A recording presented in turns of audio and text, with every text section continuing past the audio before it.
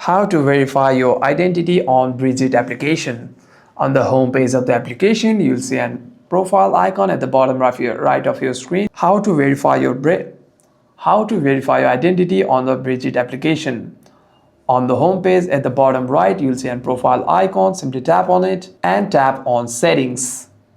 After that, you want to tap on identity verifications and tap on verify my identity.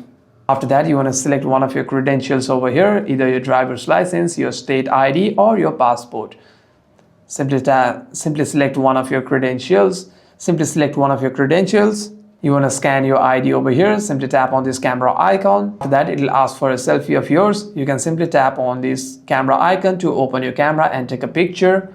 After that, your information will be sent to review and it will take like 5 minutes, and after the review is done, your ID will be officially verified on Brigit. Hope this video was helpful, and if you have any further questions, make sure to leave a comment down below.